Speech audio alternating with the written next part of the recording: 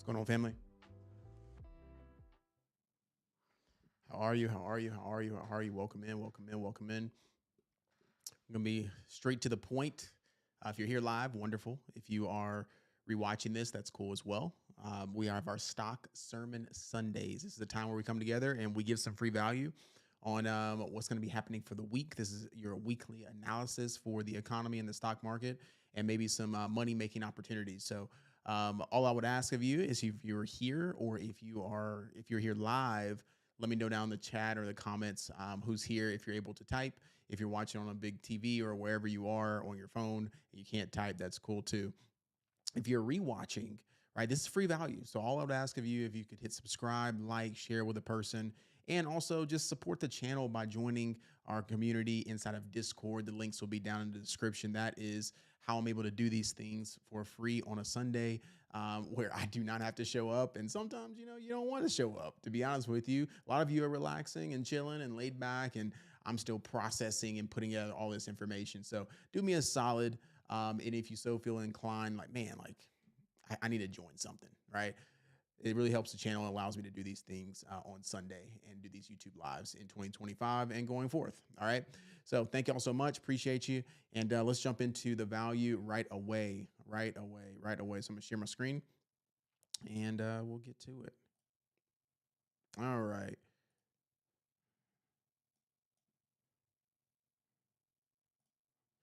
Cool.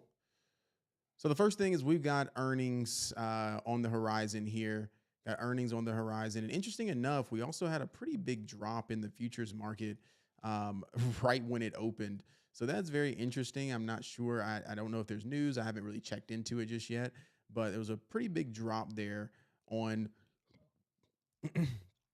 on right now, essentially. Sorry, got a little distracted. A notification came up, but this is an interesting drop right here on the futures market after hours, and the market is open right now in the futures. So very interesting drop right there. And this would be QQQ, SPY, and this would be happening after hours. So if it doesn't recover tonight, which I suspect it should, then we'll be down in the morning, and we possibly could, have a quick buy up and reversal. Okay, so just pay attention to these futures dropping here. So if y'all have any news, I need to check it here live. But if you have anything that maybe popped up, I'm not sure why it dropped like that. So we'll check on it a little bit later. But big week here, as you can see, earnings week. Earnings week. We've already had our first set of earnings, which was our financial earnings and a couple of healthcare earnings, which came in well. So the market spurred higher, right? We have the major players here. I would say right off the bat on Wednesday would be our major day, which would be Tesla after close, Meta after close, Microsoft after close, even IBM. So that Wednesday after close, waking up on Thursday morning, it's going to be very, very key and very, very volatile. So those 3 or 4 right there are going to be major. Okay. At the beginning of the week, SoFi, right? So tomorrow before open, SoFi is going to be important. A lot of eyes are going to be on that. A lot of volume as well. So you could trade the post earnings of SoFi if you like and get a nice quick move one way or the other. Either a continuation if they have really good earnings on the upside, or maybe they pop and then you can play the downside and they drop. Okay. So SoFi, we'll take a look at the chart, see what it's looking like. Boeing is going to be very key as well. So they've been kind of beat down over 2024. So I just want to pay attention to Boeing and how they're doing, which they are, recovering pretty nicely in the defense sector into Trump's term could be pretty important. I think they're at an oversold level. So Boeing could be nice. GM as well, Lockheed Martin. So a lot of defense, Boeing, GM, Lockheed Martin there. We do have a couple of our airlines from last week: Alaska, American Airlines. We have JetBlue kind of coming in, but don't want you to get too overwhelmed in these. But if I were to name some: SoFi, beginning of the week, Boeing, GM, those two at the top, Starbucks right here after hours, and then just waiting until close on Wednesday. Now, ASML is going to be very important as well. Remember, for those who do remember, we had a big drop in ASML, which dropped a lot of the semiconductors. So this is in the semiconductor sector. So ASML will affect the market pretty heavily. and it will affect the semiconductor sector. So your NVIDIAs, your AMDs, your MU, ARM, things of that nature. Okay. I see some other notable names, but nothing major here, other than on Thursday after close. Apple, Intel, Visa at the very top. At Legion, pay attention to that. That's a sleeper there at Legion, which is team. So sometimes you have like some sleepers that you're like, man, that thing popped crazy. Like, where'd they come from? So I've been kind of keeping an eye on some of these at Legion. They're gonna be important. And then the end of the week, we have our uh, oil or energy stock starting to come in, Exxon and Chevron. And AbbVie, I've been paying attention to them in the healthcare sector, but healthcare has been kind of iffy right now. It's been getting beat down just because of, you know, Kennedy coming in underneath Trump, and people a little weary about what he might do if he goes more holistic in nature. A lot of the orders and executive orders that are coming in are going to be, more on the holistic side and trying to keep intact the $1 trillion industry that is the pharmaceutical industry. So that's one of the reasons I think a lot of pharmaceuticals have been getting beat down a little bit. It's just because, he's running the show right now, essentially. Cool. That's really what I got. So Wednesday and Thursday going to be optimal trading days. Obviously, Friday morning after Apple and Intel and Visa report, and Tesla and Meta and Microsoft kind of settle in. So the following week we'll have our remainder, which will be like Google, Amazon, the following week. So do want to kind of pay attention to those, Google and Amazon, since it will not be during their trading their earnings week. So could be nice trading opportunities. All right. Check the chat. We good? Nothing yet? Cool. Appreciate y'all coming in. If you are hanging in, we got more viewers, so I appreciate everybody coming in, hanging out. So if you got any questions, I am checking the chat. You're more than welcome to put it down in the chat. Any questions you may have or any stocks you want me to cover on the charts. All right. Cool. Fear and greed index, as always, for those that watch my videos. We're inside of the community. We always need to check this where we stand. We're in a neutral state, which we could spur higher or we could spur lower, right? Either way, it's all dependent on earnings, which is why this week can make or break people, right? Some people go for broke and say, I'm just gonna, throw a lotto in and try to make crazy amount of money or whatever, and they get faked out. Cool. Other people, they hit the jackpot, right? Some Tesla earnings and Meta earnings, things of that nature can really change someone's portfolio and account, not only just with shares, but also with options. So people kind of get a little bit antsy during these big tech earning weeks. So just be mindful of that. Again, if you haven't watched my earnings or how to trade earnings video, it's on this channel. You can go maybe get a little reminder of how to trade earnings, which is typically trade post earnings, because the contracts and options are going to be heavily volatile with implied volatility, meaning they're going to be overpriced. The premium is going to be higher. So if you ever wondered, I know I get new people at times, but if you've ever wondered if you've traded earnings or you don't even know what that means you put an option contract in before the earnings, expecting it to go crazy, and you wake up in the morning and you're wondering why you're down or the contract is off or whatever it might be, is because that implied volatility, the premium is no longer valuable as it once was, right?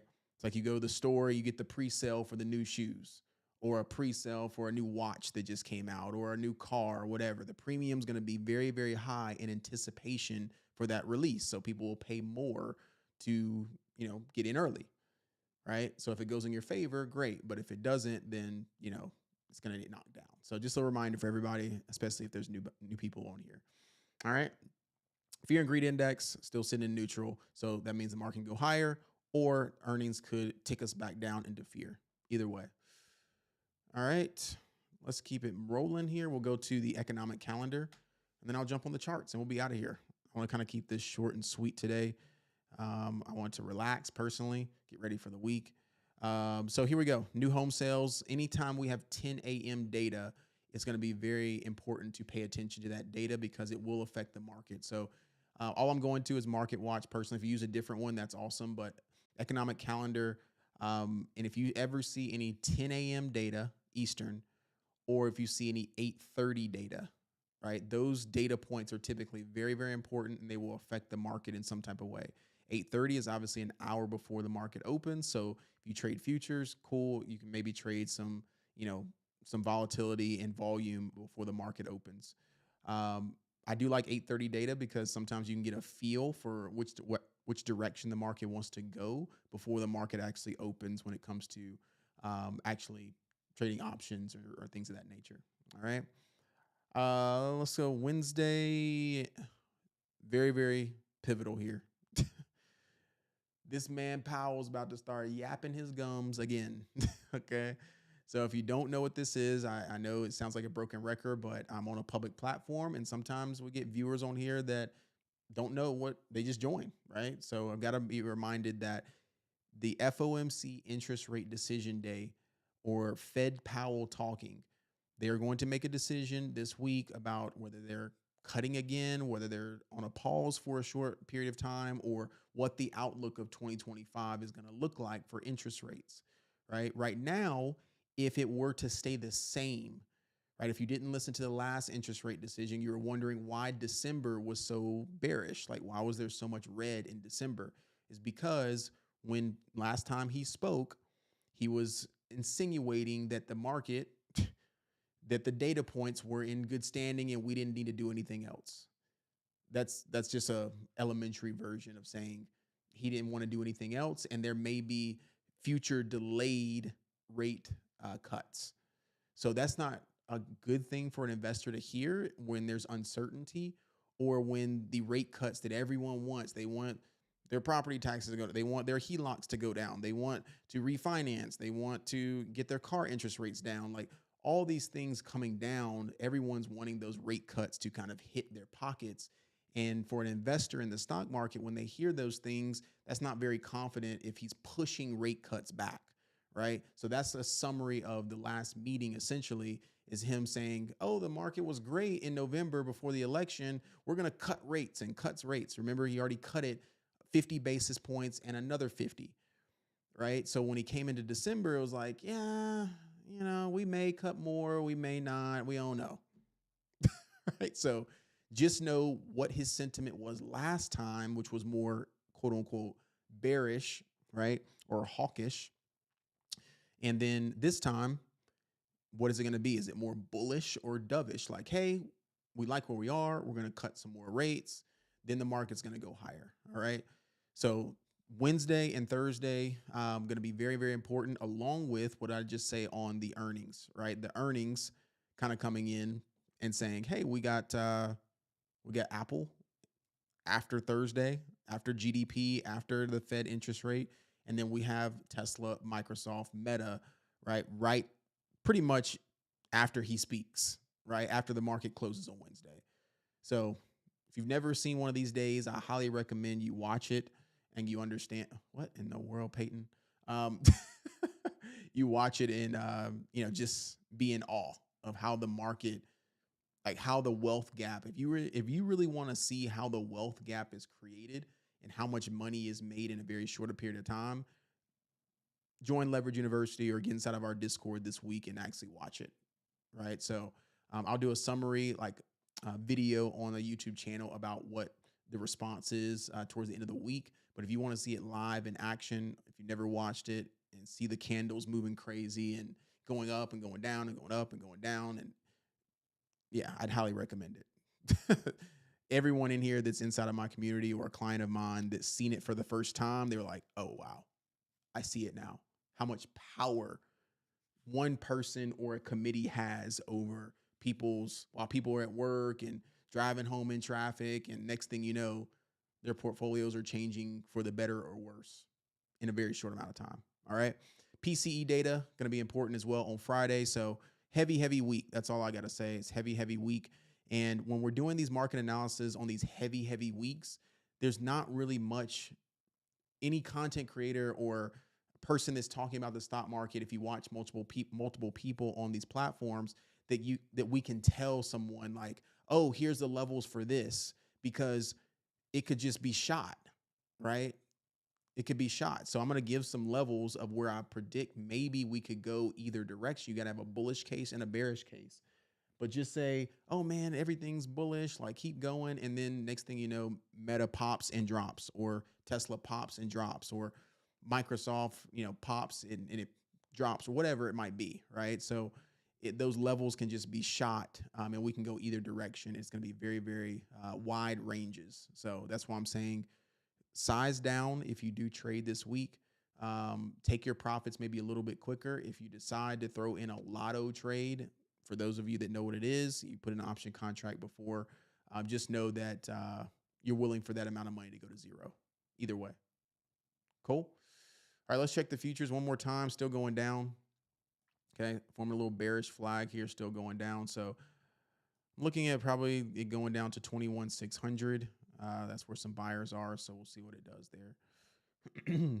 But that is a significant change in direction leading into these earnings. So a little bit of profit taking, which typically happens. If you've ever wondered, what happens during a FOMC week or a big heavy earnings week, if we're already running up into those earnings, right? Typically, investors are going to start taking their profits and coming back to the downside. And then if we have positive earnings, I know it's futures for those that are not familiar, but imagine this being QQQ, okay? Or if I go to ES, which is SPY, okay? So some of you are maybe in some sells. I caught some maybe quick buys earlier in my other account. As you can see, for transparency, this is just a practice account here. So a little bit of bear flag there, and I don't see anything but room down into now it's below 6,100, which is a little concerning there. All right, that was a key level of support, 6,100 on ES, which is right around 601 on SPY. So we just dropped 50 points immediately. So we'll see. So in the morning, we're going to watch 600 on SPY, roughly about 598 to 600 to see if that holds. Because if you look to my left here, what happened last time, it got back underneath this 6,100. It came all the way back down to 60, 65, and then all the way back down to 6,000. So not saying that is going to happen necessarily, but do you see the change in direction that has happened here in the market? So that level needs to hold up right there, which is 6,100, or reclaim it and then go back up, right? Which I think it can do because there'll be a gap. But interesting action happening here on a Sunday, personally. This man, something must be happening overseas, or this man Trump said something. That's pretty drastic in my opinion on a Sunday, right when the market opens. All right, let me check the chat really quick. Everybody good? Man, y'all are quiet today. Y'all are quiet. I guess we're still good. Can I get a 1 in the chat if everybody's still good? Just want to make sure. Cool. I guess everybody's still staying. Y'all just let me know, because I'm getting some kind of weird error message there. So let me know if I'm still good. I should be. All right, let's keep it rolling. Let's go into the charts here.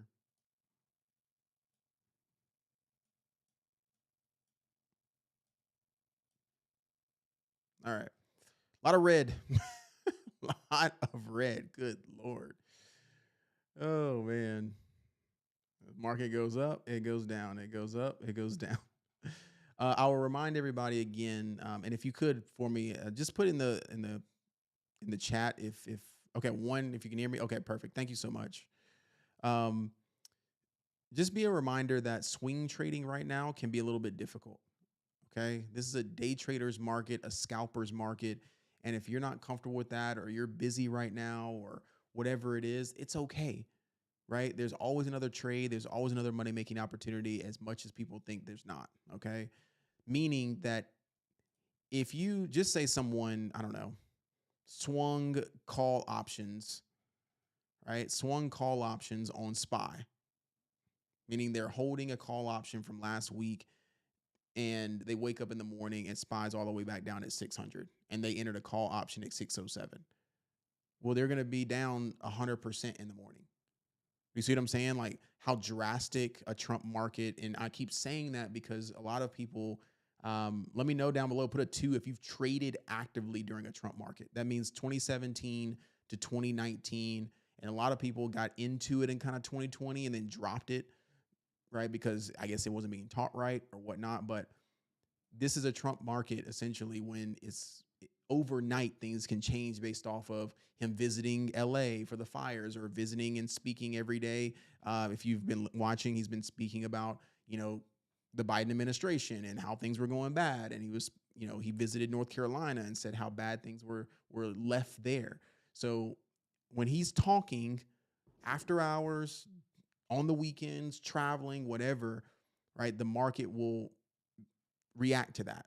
So trading is more so a day trader's market or a scalper's market because swing trading, in my opinion, can be a little bit tough if the direction changes overnight very drastically. Does that make sense for everybody? Okay. So what would you suggest, Dr. B? Then not trade, or what should we? I don't want to be scared. Like, don't be fearful at all, right? Just know that you've got to have a wider range or expectation. So if we're at all-time highs again, right? If we're at all-time highs again, and we literally went there in 5 days, don't you think that we could drop the same amount in 1 week too? You see that? So that's a possibility. So when the market's super green, people begin to chase then. Oh, now it's time to jump into calls, or oh, maybe we should jump into calls up here, or maybe I should buy Nvidia up here, right? Or maybe I should buy whatever the S&P all the way up here, right? Versus thinking the opposite, like, hey, the move's already been made. If I got in at 575 and it went all the way to 610, if I was in options or shares, I mean, that's almost 6 to 7% of my money, which is better than a savings account in a 1 week, even if I just bought shares. Get my drift? So you got to wait for another deeper pullback, which we're kind of getting, right? Which is back to this 601. Remember, I just showed you that on ES. Here's SPY. There's that level right there. That's 6,100 on ES, which is 601 and some change on SPY. So you see why now that was important, or will be important in the morning, for this to reclaim and hold above 600. If somehow, some way, whatever, we could come lower, then we're coming down into this 597 area, which is another level of support. So any pullbacks are getting bought up pretty drastically here, but there's the next level right there. You see that? So if we fall into that tomorrow and new home sales data comes in positive, then yeah, there's going to be a big gap and we could go right back to the highs and run like that again. All right. But if this 600 turns into a rejection, or 601, maybe even give it up to 601 and some change, turns into a rejection like this, then that's now a new level right there. Does that make sense for everybody? Can I get a 2 in the chat if you're seeing what I'm saying, that all we're doing is trading from level to level? So if we hold 600, you want to look at that as a support, trade calls back up, or buys or whatever you're in, cool, trade it back up. But if you break below 600, you got to give it another at least $2 to $3 more to come down to the next support, which would be about 597, 598, right? And then wait to see where it goes from there, because now it's below 600. So you don't want to catch a falling knife to where, oh, this was just a little retest and then we fall lower, right? Now, I don't think it's going to happen that drastically per se. Before all the earnings and things of that nature, we may consolidate. So typically what happens when you have big data approaching, some of y'all remember the past couple of weeks when we had big data approaching, the market started to just do some weird choppy stuff, right? Consolidation means it's just preparing for the next big move. So what if it just does this all the way until Wednesday, right? Just up, down, and just stays in that area. That's a possibility, right? That's consolidation. So anytime there's big data, big news, we have potential for consolidation at certain areas. All right, let's see. We're still dropping. See, we're below 6,100 again. So when we wake up in the morning, SPY will have a large gap, and SPY will be all the way down at maybe 600, maybe 598 in the morning. So do I want to chase puts? Maybe. If you're in sales right now for futures, awesome. Hey, I got a little bit lower to go. 60, 80, 60, 70 is dropping. I don't know what, excuse my language, the hell is going on right now, personally. Cool. All right. Appreciate y'all. If y'all don't mind, if anyone's new or just tuning in for maybe some of my other videos and you saw I was live, just make sure you hit that subscribe button, tap in. I appreciate it so much. And if you do so inclined, as always, anytime I do a live, I do give a small discount percentage off of our university. So if you just DM myself, it's Dr. McElderry on IG, get a small percentage off of the university for joining by being here on live. Just my appreciation for y'all not having to be here, and for us just showing up. All right, let's keep it rolling. So those are the levels on SPY. Let me do QQQ. Okay, QQQ is going to be, it really needed to hold up this 528 level. And in the morning, it will be probably down in, let me check NQ. Sheesh. Let's see, 21,600 would be that level right there.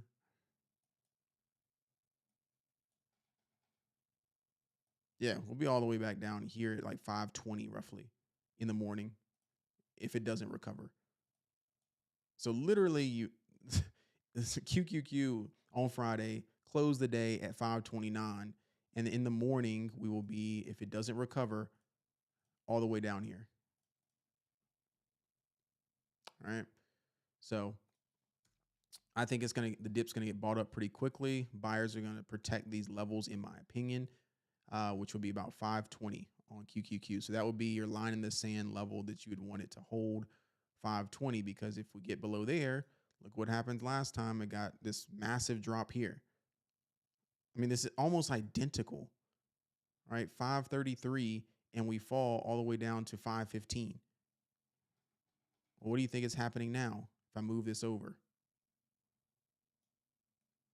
Look familiar? All right. So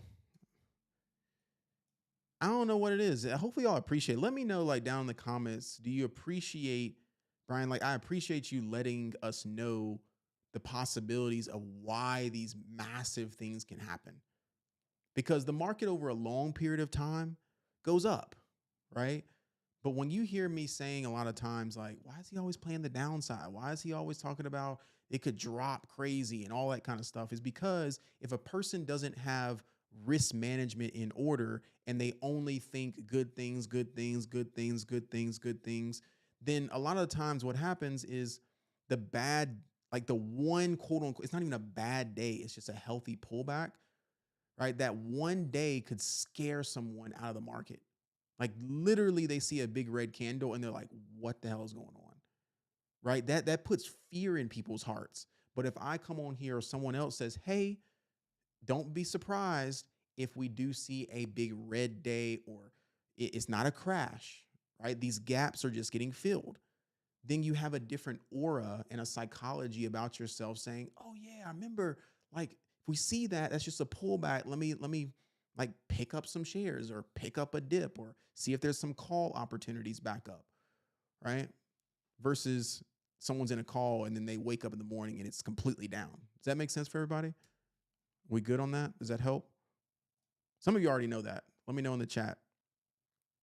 So there's no fear mongering around here. I just like to let people know or protect people to say this is a possibility. You got to have a bull case and a bear case in the short term. If you're trying to trade, you got to know both ways. Long term, great. Buy and hold, buy and hold, buy and hold. You're not worried about what's going to happen this week or next week or whatever. You're just like, I'm going to hold this for the next 4 years. That's a different mentality. But trading or trying to make money week in and week out, which a lot of people are trying to do, right? You've got to be nimble and flexible. Okay. So 520 QQQ, watch that level in the morning if we are down there personally, 520. All right, IWM, you can see those gaps that are down here as well, right? Those gaps that are down here as well. Let's look at RTY.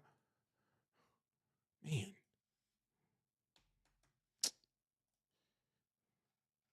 Okay, so this is IWM futures. Why did IWM reject? Because there is rejections right here at 23.36 on RTY, which is IWM futures, the small caps. Okay, so if I go across, I drew this red line. Okay, there's a lot of intersection right there, right there, right there. We drop below. So what could this be? It could have just been a retracement back up, and we could pull back again like this. Okay, so you want to watch on RTY this 2270 level, 2270. Okay, for that to hold up 2270, and I'll go on IWM of what that is. Kind of can see a lot of confluence there, support there, 2270, 2280, and then 2240. So that would be IWM right here at 224, 225. Okay, so it would look like this in the morning. Right, and there's a previous resistance. There's where it bounced at support again. So even if it ticks below 224, right, it's got to get significantly below there like that to start pushing down in that 220. Okay, so there's probably going to be some relief off of 224. So watch that on IWM, 224, 225 as some relief. Okay, so don't get too antsy about jumping into puts just because you see a big red candle in the morning. You want to wait for a retest of about 227, and that would be potential rejection right there. So if you're listening, Dennis, you see that? He's like, yeah, he's talking to me. Right? Big red candle down. You could catch a little bit of puts down because there's maybe a little bit more weakness, but that big green candle could come in and retest right there. And then that's where you would want to look for your lower high to take it lower. Everyone get the drift? All right. There's IWM, SPY, QQQ. All right. Let's wrap it up here, everybody. Apple, it will probably be down at my level that I want it. Okay, so this is the level that I really wanted Apple. So if SPY is down, Apple might be down in the morning as well. Let me know if it is already. I'm not checking Robinhood because as you can see, it's not really showing on Webull where it might be. So if Apple is below this 219, my next level on Apple, I'm looking for about 215. Remember, they have earnings on Thursday after hours. So if I see Apple dropping here, I might like it a little bit more to pick up those call options into their earnings, right? Into March or February 21st, right? So I like Apple a little bit lower if possible, if it can, and buying call options out at least 2 months. Okay. So can Apple come lower potentially with their earnings and do something like this? Yeah, they could. Right. But that's where my ad will really be, which would be like 215 in that level. Okay. So watch out for Apple. The reason I'm saying Apple into earnings is because they have drastically pulled back here, as you can see, prior to their earnings. So look at this moving average here, which is a 50-day moving average. If they push down into this 212, right, you see a lot of support there.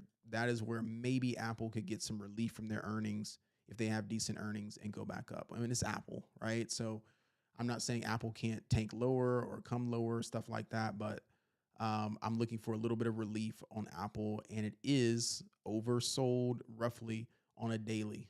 Okay, it's down here on this RSI on a daily. So watch the 215, 217 area on Apple, and I like it there to pick up those call options into February 21st or March, or if you want to go further, you're more than welcome. All right, so that's probably the number one earnings like buy I like because it's fairly inexpensive. Relatively, all the other earnings have been running up significantly into their earnings. Now, Tesla's been pulling back into their earnings, so that's decent. But Tesla's earnings have not been good. Like, if y'all been reading into Tesla, like this is all Elon pump, right? Tesla's earnings have been subpar. Their delivery numbers were absolutely awful last time. And I don't want to bet against Tesla at all because every dip is a Tesla bull picking that dip up. Okay. You just got people that don't even care, right? What the numbers look like or anything. But we've seen it before where Tesla earnings kind of come down, or some news and went from 270 all the way back down to 183. Like, it is very, very volatile. And right now, just structurally, right, it is forming some lower highs, and there's been a little bit of selling pressure on Tesla. So does it pull back into those lower 300 areas? That's where I'd like a bigger pickup on Tesla personally, but it's still holding up 400. So can't do anything until that, but it is back below this level here, as you can see. Previous all-time highs of 415. So as long as it's below that 415, look at where it can potentially go back to that 300 again, right? If it stays below 400, then it can come back even lower to those 300s. I mean, we got to think Tesla ran right into their earnings, or into this new year, into the election, all the way from mid 200s to almost $500. Okay, so let's be real that, again, if it runs up that much, it can just as well run down at least 50% of that. So there's the run up. And what if I cut this in half? Where does that lead? Right there. Right. So just watch out for Tesla this week. If we do get a pullback, I like that area at the 300 mark for a pullback. Or if they have superb earnings and someone's like, Brian, they're not going, they're going to 500 immediately. Okay, that's cool too. Either way, I've been leaving Tesla alone personally, just trading it because it's just very, very volatile, right? I used to trade Tesla a lot, and I've kind of moved on where I'm like, this is just too wide of a range to be catching Tesla personally, until it cools off more drastically. Then I like it. But up here, it's kind of like, iffy. It can go up, down, up, down. It's kind of consolidating. So if I were to draw this, this could be a bull flag, and it can go either way. So if you want to draw it on your charts, a very large bullish flag consolidation right here, where it can go up here or it can go down here, either direction. Amazon, probably one of the best charts as far as the tech names. Their earnings are next week. This is a very, very clean chart, as you can see. Let me clean it up even more. On a weekly time frame, just nice movement here. Every pullback, bull flag, bull flag, bull flag. Amazon, we already know. Amazon is that tech stock. Like, it's technically not even a tech stock, but it is that magnificent seven, that true one that every dip on Amazon, pick some up, put it on recurring buy. If we get a bigger pullback and we get these gaps to fill, that's even better. I mean, look at that. So if earnings does it, or sometime in 2026 or whatever, we get that kind of more bearish year, Amazon #1 pickup as well on these pullbacks. So back into the 200s, lower 200s, 190s again. All right. Google. I've been loving trading Google until it started doing some funny action up in here, personally. So Google, very bullish flag, as you can see right there. It's kind of into this rising wedge pennant. So if I did a measured move from the last breakout right about there and moved it over, then yeah, I could see Google up into the, low 200s if they do have really good earnings, which I suspect they should. Okay, which Google earnings are next week. Cool. So Google and Amazon next week. So it would actually be wonderful if somehow, some way, Google and Amazon can kind of like tank with the market or pull back heavier, right? Then that would be an awesome pickup this week. Maybe Powell does it, right? Think about that, like PCE data. We got Fed interest rate decisions. So it might not even be earnings. It might be Powell that just ruins the whole party and just brings us back down, and then we can pick up the dip. Who knows? All right. But we are extremely bullish right now. And remember, we're in that neutral stage. Okay. Uh, this is the time where I start taking some requests on anything y'all want me to cover. So I'm checking the chat. Okay, perfect. Thank y'all. Chips might not be shaky due to China AI developments. Yeah, exactly. Question. How do you know which stock to trade for the day, or how do you keep up with all the names and say this is the stock I'm trading? That's wonderful, Christian. I appreciate that question, man. So if y'all got any more questions, really quick as we wrap it up, um, and you will, I will say this: you will get as more you watch me, or Christian. I believe you're in the community. I think so. I think so. I think you joined. If so, I apologize that I didn't remember. Um, yeah, I think so. But if you're not, I'd love to have you, or we'd love to have you. But the more you listen to me or anyone else, it just comes with time, right? So I don't recommend people that are getting into trading or getting back into it or learning it, right, to immediately start focusing on all these different things, right? I always recommend personally focusing on the three main indexes: SPY, QQQ, IWM, right? Now, which one would I recommend as far as people maybe start trading? I would personally recommend SPY and IWM, right? Because the contract's a little bit cheaper and it's not as volatile as QQQ. So QQQ is the tech index, right? It's the NASDAQ, right? The ETF QQQ. So it can run $5 to $8 a day, which is great if you're on the right side of the trade, right? But if you're on the wrong side of the trade, it can be a little bit volatile for someone very new when it's going up crazy and then down crazy. So I always like to recommend stocks or indexes that people that are getting started, or maybe someone just doesn't want volatility, right? Apple is a good one, right? I didn't used to like trading Apple, but because Apple's range started to get better, Apple runs on a daily basis between $3 to $5 now. It used to run like $1 to $2, right? So I like stocks that I can manage that run between 3 to 5, maybe sometimes 8. I used to like it like extremely volatile, but $3 to $5 per day, you can get 20, 30, 40, 50%, 100% on your contracts and options very easily with a stock that moves $3 to $5 a day. Okay. So SPY, QQQ, IWM. I would every day personally, anyone starting that wants a recommendation, Apple, just focus on what are Apple's levels, what did it do at those levels last time, and get comfortable with trading 1 to 2 things. Amazon, I'm always recommending. It's a little bit faster than Apple, but Google and Apple are roughly around the same, right? So I like telling people Google and Apple because contracts are very inexpensive. So if I go to a contract here and I want a weekly contract on Google and I want it in the money, right? Right around where it is. And Google's are a little bit more pricey right now just because it'll get cheaper, tomorrow when the market opens. But you can see here that $200, 150, that range right there is good for any beginners. Anywhere around $100 for a contract is a good range, in my opinion. Okay. But if I go to Tesla and someone wants to trade Tesla, and yes, Tesla's earnings are this week, so they're a little higher, but you got to go if someone has a smaller account or doesn't want to risk that much, they got to come all the way out of the money, 450 calls, and they're still $500, right? $600, whatever. So if you want to keep it in the money, which is safer around where it is, $1,800, $1,900 on puts. You get my drift? Amazon, you see here that it's a little bit more pricey, but they got earnings next week. But $300 to $200 on a Monday is not bad. They do get a little bit cheaper during the week. And then you look at Apple, right? And because Apple has earnings this week, you can see that they're a little bit more pricey, right? This is not normal contract prices for Apple, right?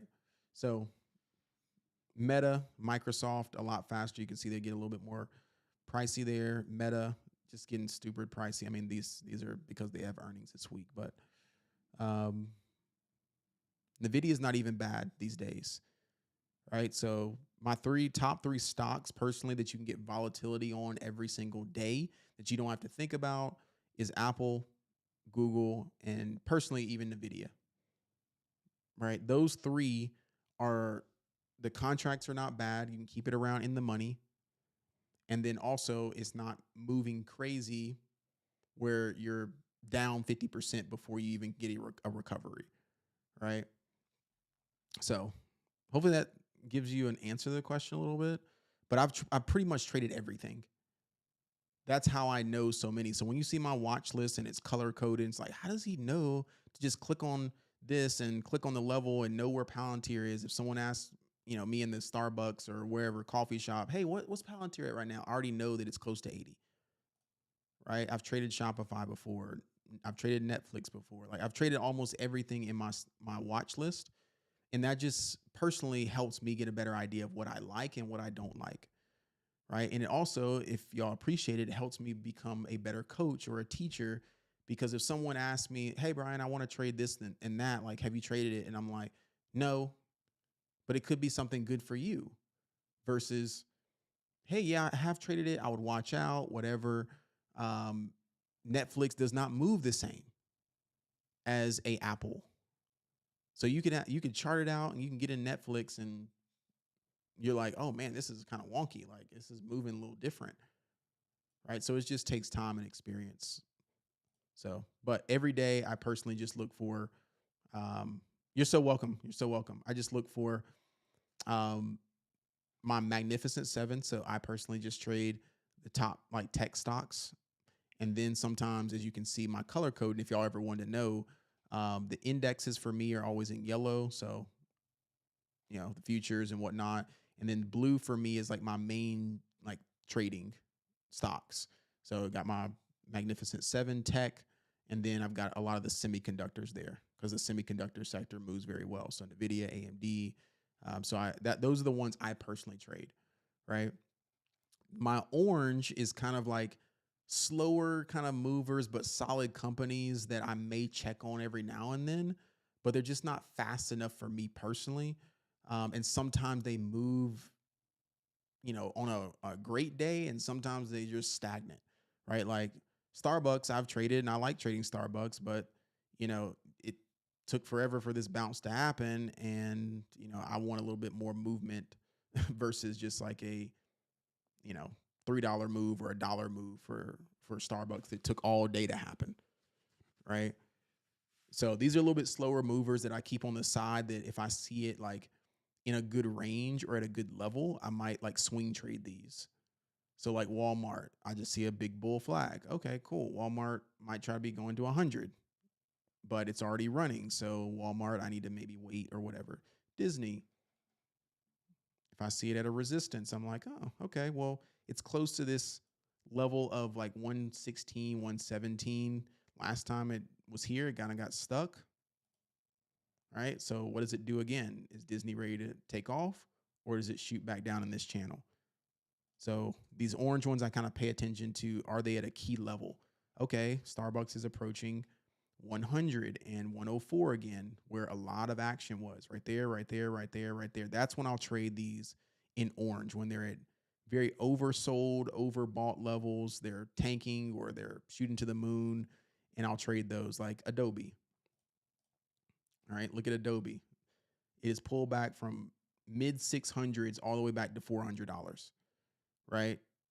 And a lot of you use Adobe. Some people use Adobe suites and things of that nature. So Adobe is at a decent buy level here. So that's why I'm kind of paying attention to it because there's a lot of action right there. Last time Adobe was at low 400s, it went all the way back down, all the way back up to almost $700, right? And there's buyers on like a hammer candle right here on a monthly. So I'm very interested in this personally, but it's a wonky mover, right? So that means that contracts, are kind of spready a little bit. I might want to like go out further. I'm like, okay, I like it. I'm just going to give it some time and go out to June or March and see if Adobe can, pick back up some steam and just put in a different account, set it and forget it. But day trading Adobe, no, not necessarily interested personally.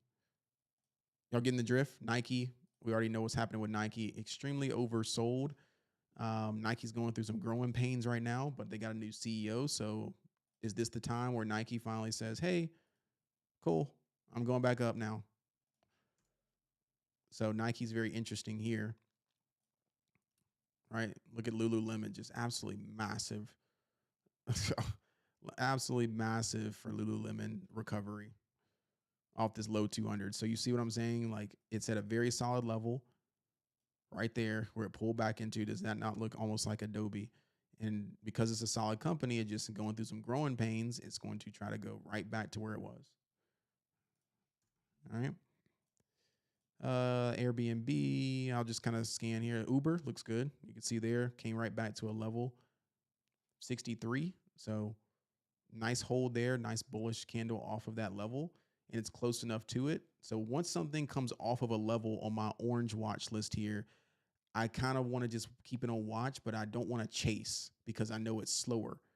So Uber, I might get into a little bit here, right? But I'm chasing. It already ran from 60 to 68.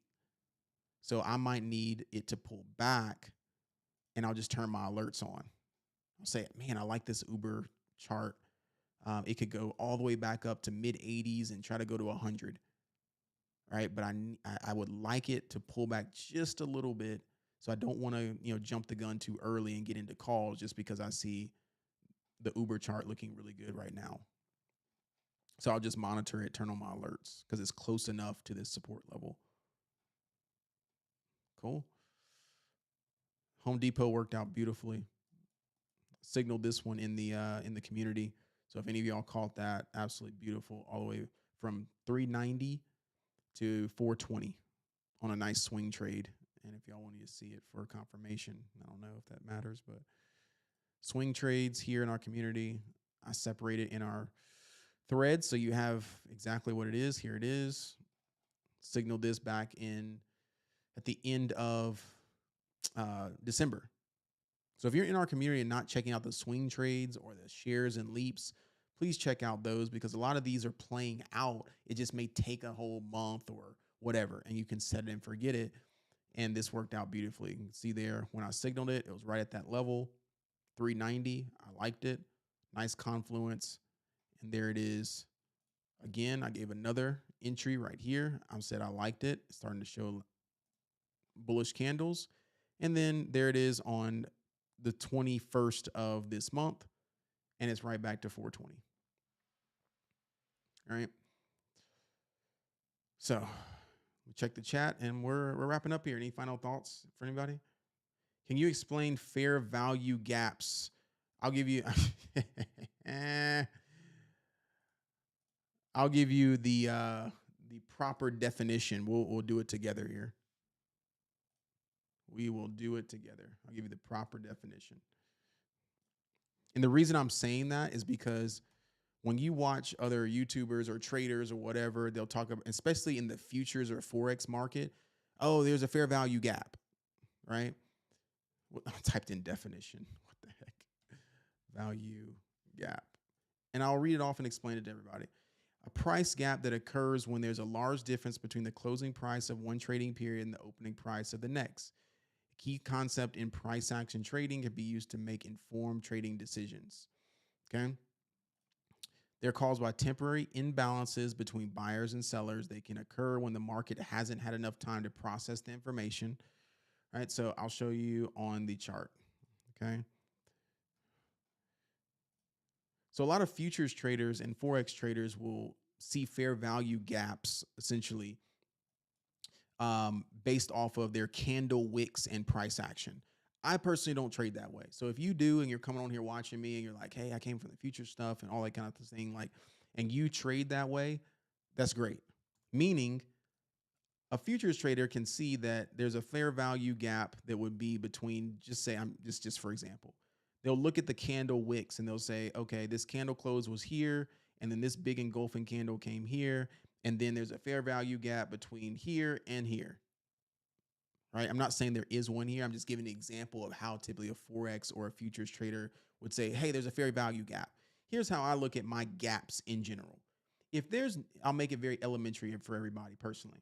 If there is news data or there is FOMC interest rate decisions, if there's earnings that are in play, if there are, just say there's war or whatever happens, and it happens overnight or in the middle of the day, typically it happens overnight or before the market, the New York session of the market is open. So it might happen in Asian session or London session, right? And then we wake up in the United States and the market opens at 9:30 Eastern. And we're like, yo, why are we down so much? there was a gap that's now created because of that overnight data or news. So now there's an imbalance between the buyers and sellers, right? And here's how I show my personal gaps on my chart in Webull, right? You can do it in TradingView and whatnot, but you can clearly see that there has been gaps up right there, right? Another gap up, another gap up, and that's because this was the inauguration. We're leading up an inauguration, which was right here, right? Then we had news, good news, good news, good news. We had data, CPI, PPI, all those inflation data reports, and we just kept gapping up and gapping up and gapping up. So in summary, Dr. Martine, why I feel like personally I've taught my community about gaps is because gaps typically will get filled. So if I see gap up, gap up, gap up multiple times in 1 week, it only takes 1 day for all those gaps to get filled. And they will drive that price right back down to fill those gaps. So if someone didn't know about gaps and they just saw, oh man, it's a straight up move, and the gaps weren't showing, right? Like a weekly chart, and the gaps weren't really showing or they couldn't see them, they would wonder, why in the world was there a big red candle that came right back down? Does that make sense? So I'm always in like my head on a swivel, as I like to say, about, oh man, there's gaps, guys, ladies, be careful. These gaps could get filled very quickly. And what's happening right now in the futures market, right? Those gaps are technically getting filled, right? The market's coming down after hours. Where's ES, right? Coming down, filling that first gap after hours. But guess what? There's going to be another gap that you can see right there in the futures market right there that will wake up to in the morning if it doesn't get filled. So there'll be a gap on SPY, right? Just like this one, there'll be another gap that's created from 601 to about 605. So we can see a big green candle in the morning if that gap wants to fill. Does that help, Dr. Martine? Because the term you use when you hear fair value gap is typically used primarily in the futures or Forex market. A lot of options traders and very simple price action traders that don't have a lot of indicators and all these crazy fancy terms, right? We'll just say, hey, there was a gap created because of CPI data, PPI data, and we keep it very, very simple, right? Because I think there's so many terms out there that can confuse people, and all people are doing personally, in my opinion, is using and is trying to add on to their strategy to make a better decision, right? So that's the only reason people try all these indicators and bots and trading bots and and when this indicator crosses this, then it's always going to go up. No, it's not always going to go up. It goes up maybe 70 to 80% of the time, but not always. So if you hear anyone, this is my opinion, say something like that, anytime you see the stock above the 20-day moving average, it's going up. Well, no, it could fail underneath it the next day, right? These are things that help us make better decisions to be interested. Very similar to that Home Depot, right? What I say at that Home Depot, that I liked it because it pulled back right to my 20-day moving average. Let me get rid of all these things. Okay. It pulled right back to this nice area of interest, and it was sitting right on this 20 weekly moving average. It was sitting on a moving average when it pulled back, and it started to show buyers. So I started to get interested. So I wanted it to come off of that moving average even more.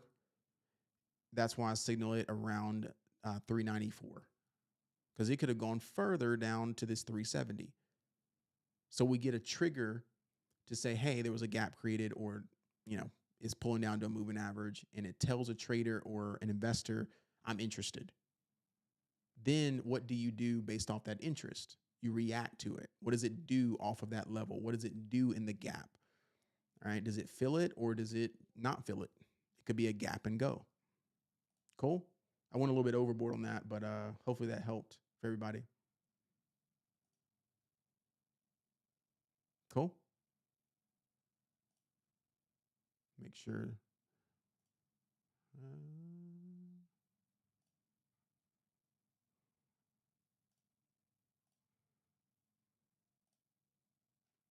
Awesome. Yeah, you're so welcome. All right. I think we're wrapped up here. It's been right at an hour since I've been on here, so I think we're good. A little bit of teaching, a little bit of let's check on crypto really quick. Even Bitcoin pulling back heavy again, back to 100. I don't know what is going. It could hold up 100 right here again, but that is some interesting drops here. People taking their profits like, I don't trust Powell. I don't trust these earnings yet. I don't trust none of this stuff because, yeah, yeah. That could be interesting in the morning. Just got a notification. Ethereum is now below 3,200.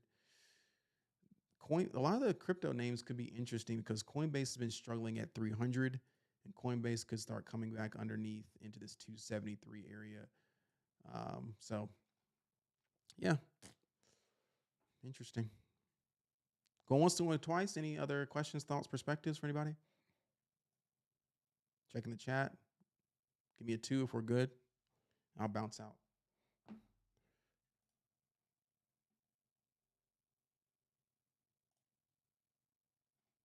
All right, I guess so. I guess we are good. Thank y'all so much. Appreciate you. Pay attention this week. If you're not inside Leverage University and you want that little discount code, you're more than welcome to message myself and join in this week. If you are already in, I will be doing the watch list and updating daily. So just pay attention. Pay attention to that swing trading chat and then also our long term as well. If there's any specific questions, message me inside of our Discord. If you want clarity on anything, I can make a training video or anything of that nature. Okay. Thank y'all so much for the support on the channel. It's growing. Keep sharing. If you're not yet subscribed and you're watching this, why not? And get those notifications because I am doing these live. And I do pop up in the middle of the week as well. All right. Talk to y'all later. Have a great Sunday and great rest of your week. Peace.